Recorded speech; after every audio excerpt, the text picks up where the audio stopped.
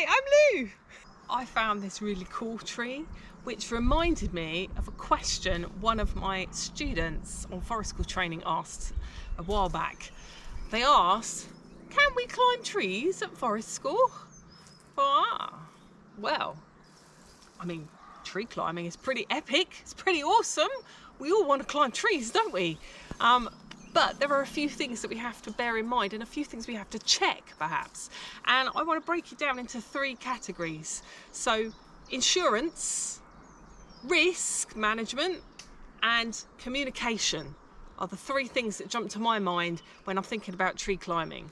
So number 1, insurance.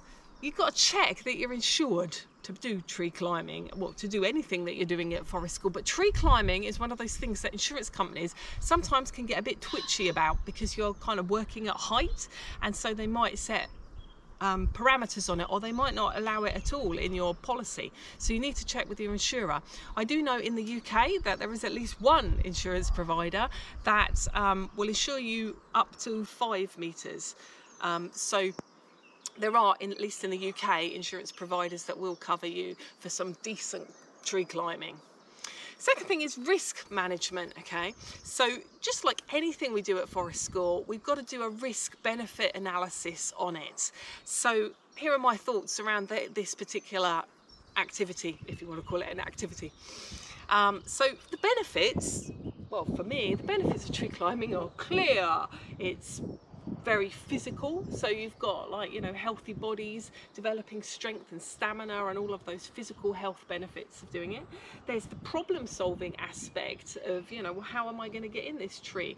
Trees, unlike play equipment, are beautifully unique and non-uniform, which makes them more challenging to climb than standard play equipment where, you know, the rungs of the ladders are always at an equal distance apart.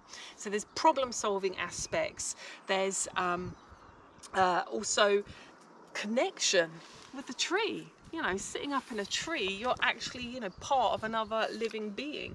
You might notice things that you don't notice from the ground, like on this lovely sycamore tree, the buds are just, you know, they're swelling, they're just about to go, and I can see that really up and close being up in this tree.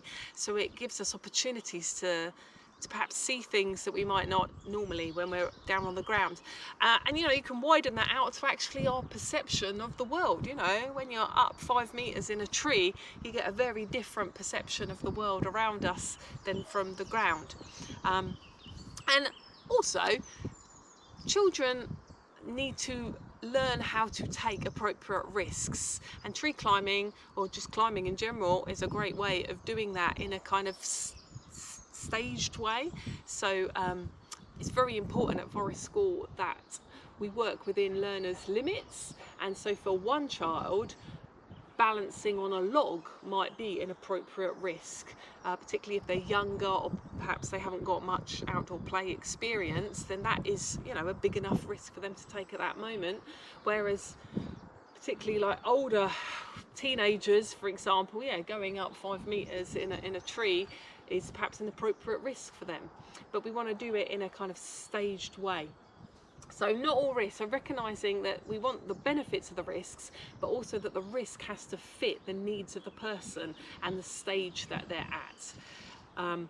So we've got the benefits on one side, but then we've also got to do our kind of risk assessment part on the other side.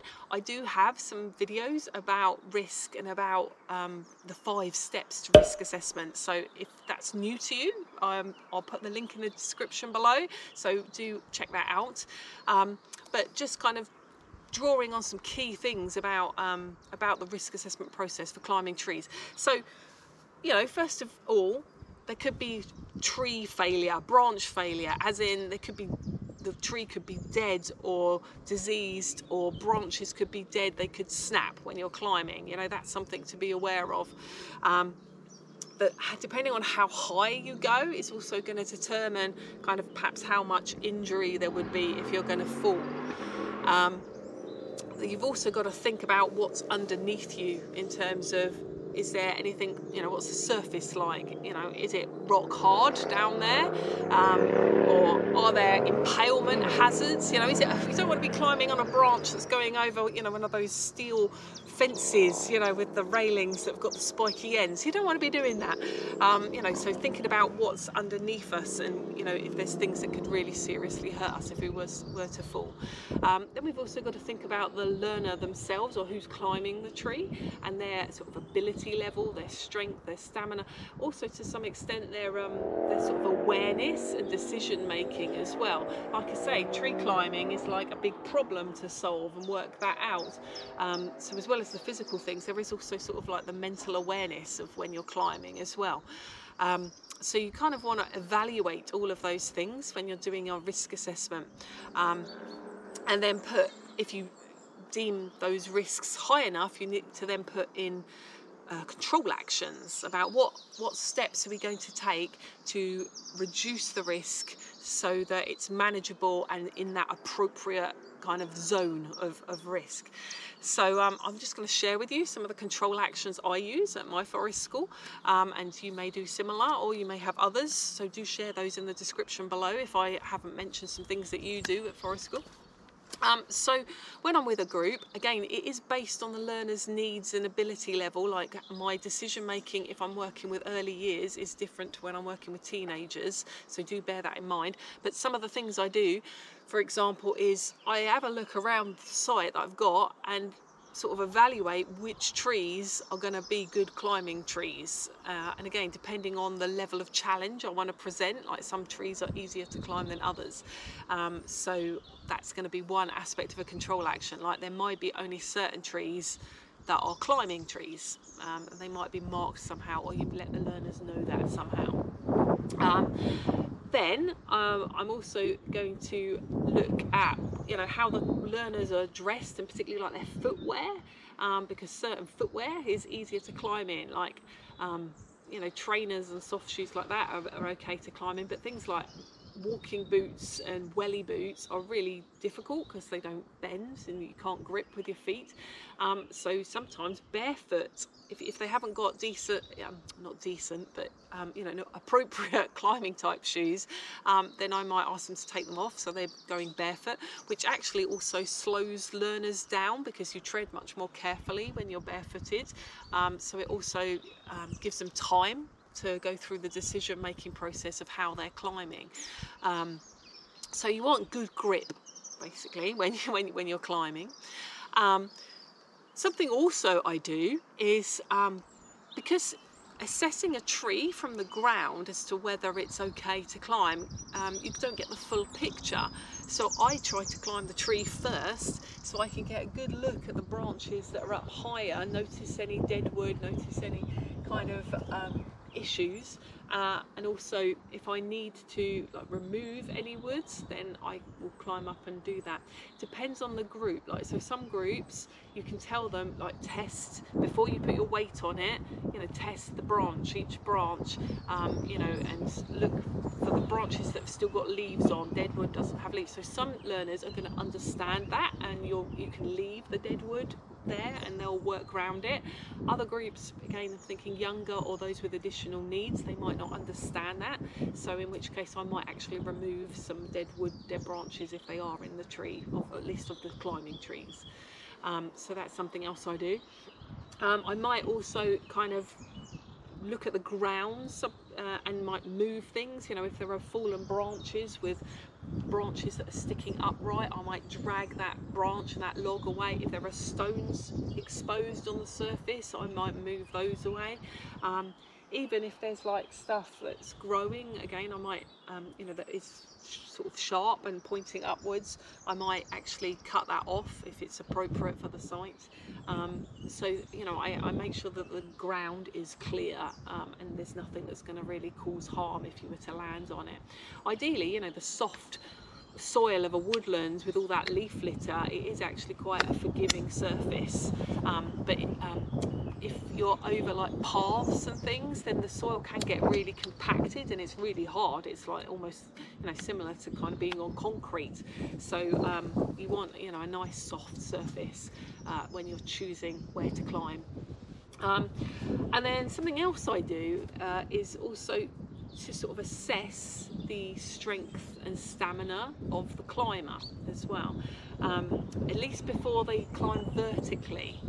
And one of the ways I do this is I ask them to hang on to a low branch and see if they can dangle, like with just their arms, and then with just one arm, if they can dangle, because in my mind, that's something you need to be able to do to sort of save yourself. If you slip or if a branch breaks, you have to be able to hang on with your arms without any footholds.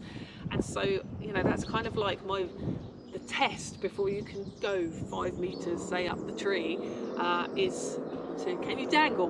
Can you dangle with your arms when one arm's dangling?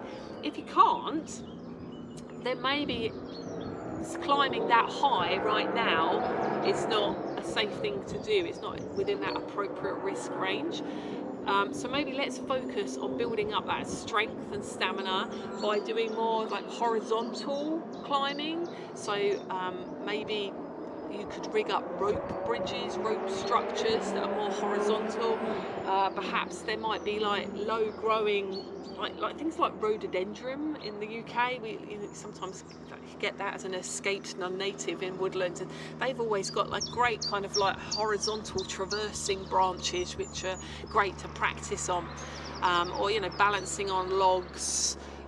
You know, almost you could make like a woodland gym to, you know, to practice like monkey bars and things like that. You could make that with ropes and bits of wood and stuff out here, you know, so that you could help learners build their physical skills so that eventually they will be strong enough to save themselves if they slip, and therefore it's safer for them to go higher up.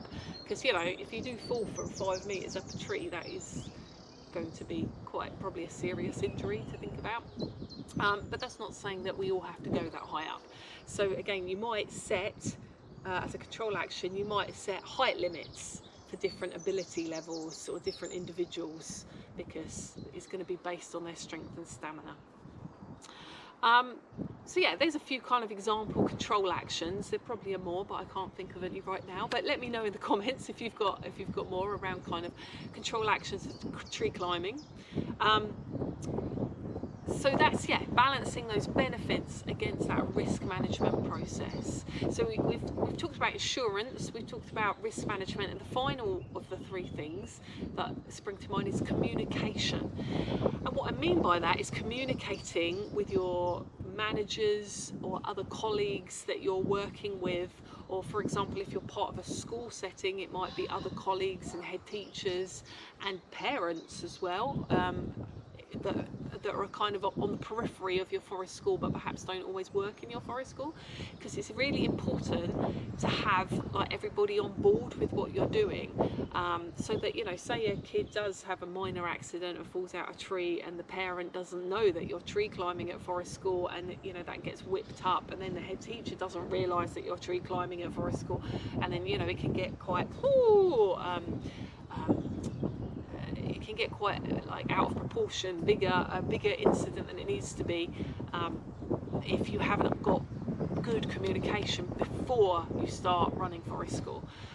So I really recommend to anybody doing forest school, before you even start taking kids out to the woods, that you have good communication with everybody who's involved, the manager, other colleagues, the parents, the kids themselves, the landowner, you know, make sure everybody's aware. So with tree climbing, be very explicit about the sorts of things you do at forest school. So tree climbing, explain, you know, this is how we're doing it, this is how we've balanced the benefits and the risks, because there are lots of benefits to climbing trees, and, you know, our insurance, we've checked our insurance, we're covered for that, blah blah blah.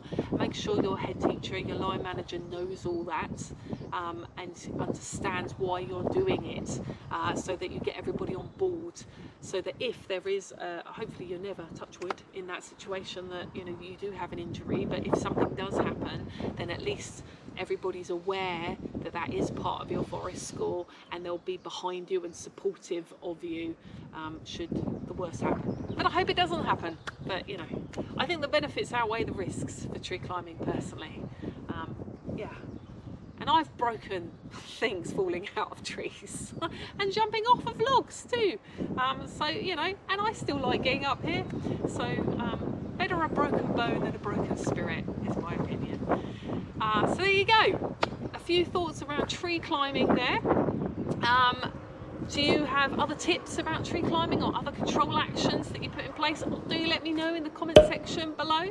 If you've enjoyed this video, do give us a like, a thumbs up, and consider subscribing to our channel so you can join us in the woods or up trees next time. Thanks for watching. Climbing trees is really fun. Check those branches so you don't come undone. With these tips, you'll be climbing with ease, so you can get high when you head to the trees.